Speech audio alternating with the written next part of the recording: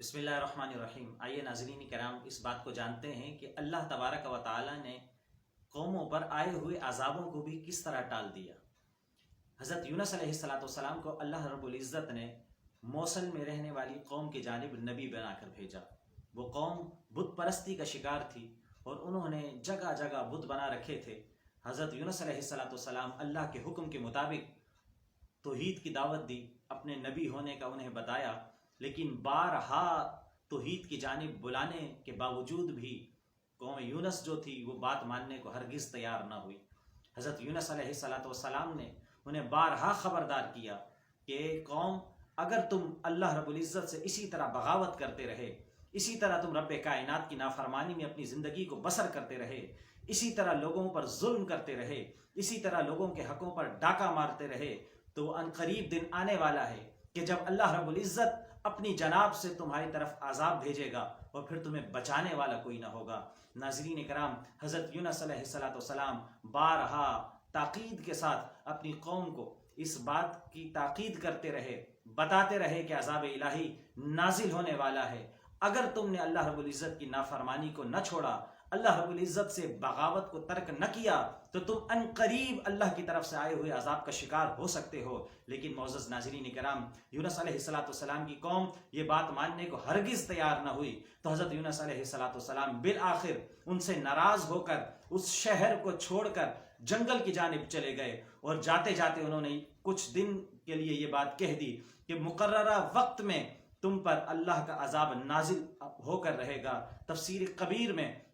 آتا ہے کہ حضرت یونس علیہ السلام نے فرمایا کہ 40 دن کے بعد تم پر عذاب الہی جو ہے وہ نازل ہو جائے گا۔ ناظرین محترم، ابھی 35 دن گزرے تھے کہ آسمانوں پر اللہ رب العزت کی جانب سے بھیجے گئے کالے سیاہ بادل چھانے لگے، کالی گھٹائیں چھانے لگیں، ان سے کالا دھواں نکلنے لگا، اور وہ دھواں بڑھتے بڑھتے ان کے گھروں تک پہنچ گیا۔ جب یونس علیہ السلام کی قوم نے یہ منظر دیکھا تو وہ سمجھ گئے کہ یہ یونس علیہ السلام کے خدا کی جانب سے بھیجا ہوا عذاب ہے جو کسی بھی وقت ہمیں اپنی لپیٹ میں لے سکتا ہے۔ ناظرین محترم، وہ قوم خوف کا شکار ہو گئی، پریشانی کا شکار ہو گئی، اور ان تمام لوگوں نے مل کر آپس میں مشورہ کیا کہ اس مصیبت سے، اس عذاب سے کس طرح بچا جائے۔ تو انہیں کسی نے یہ مشورہ دیا کہ تم اللہ رب العزت کے حضور توبہ و استغفار کرو۔ وہ ساری کی ساری قوم اپنے گھروں کو چھوڑ کر، اپنی بستی و شہر کو چھوڑ کر جنگل کی جانب چلی گئی۔ وہاں کے لوگوں نے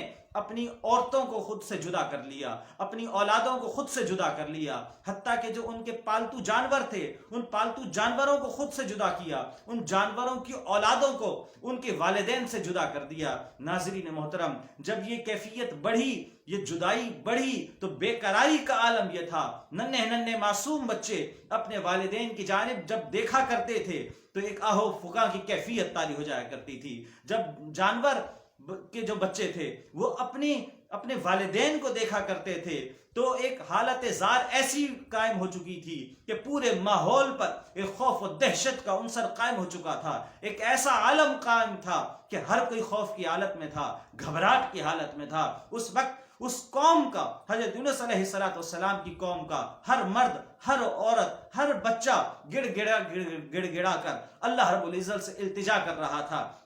عرض کر رہا تھا کہ مولا، ہم تیرے نبی پر ایمان لائے، ہم تیری ذات پر ایمان لائے، ہم نے جو خطائیں کی ہیں، جو گناہ کیے ہیں، مولا ہم اپنی خطاؤں پر، اپنے گناہوں پر عاجزی کا اظہار کرتے ہوئے استغفار طلب کرتے ہیں، ہم اپنے گناہوں سے توبہ کرتے ہیں۔ ناظرین محترم، صرف توبہ ہی نہیں کی، صرف استغفار ہی نہیں کیا، بلکہ قوم یونس نے ان میں سے جس نے اگر کسی کا کوئی حق مارا ہوا تھا تو اس کا حق لوٹا دیا، کسی نے کسی کا کوئی معاملہ غضب کر رکھا تھا تو اس کو لوٹا دیا، حتیٰ کہ تفسیر کبیر میں یہاں تک آتا ہے کہ اگر کسی شخص کا دوسرے کا پتھر چرا کر اپنے گھر کی بنیادوں میں رکھا تھا تو اس نے اپنے گھر کی بنیادوں سے اس پتھر کو نکال کر بھی اس شخص کو جس کا وہ تھا اس کو واپس لوٹا دیا۔ ناظرین کرام، جب انہوں نے آہو فغاں کی، آہو بکا کی، اللہ رب العزت سے گڑ گڑا کر دعا مانگی، لوگوں پر کیے ہوئے ظلموں کا مداوع کیا، لوگوں کو ان کے حقوق لوٹا دیے،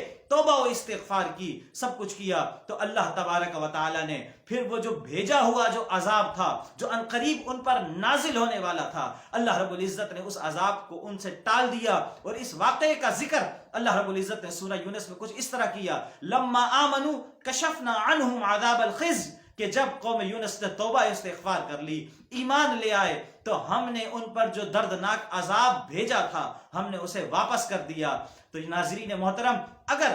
حضرت یونس علیہ السلام کی قوم پر آیا ہوا عذاب توبہ و استغفار کے سبب سے واپس چلا جا سکتا ہے، قوم یونس کے توبہ کرنے کی وجہ سے، رجوع کرنے کی وجہ سے، لوگوں کے ان کے حقوق لوٹا دینے کی وجہ سے، مظالم جن پر کیے ہیں ان سے معافی مانگ لینے کی وجہ سے اگر اللہ تبارک و تعالی آئے ہوئے عذاب کو ٹال سکتا ہے، تو ناظرین کرام، ہم تو مصطفیٰ کی امت ہیں، آپ صلی اللہ تعالی علیہ وسلم کی امت ہیں، تو ہم پر آئے ہوئے اس کڑے وقت کو اللہ رب العزت کیوں کر نہیں ڈالے گا؟ ضرورت اس امر کی ہے ناظرین کرام اس وقت کہ ہم سب پوری قوم متحد ہو کر انفرادی طور پر، اجتماعی طور پر اللہ رب العزت کے حضور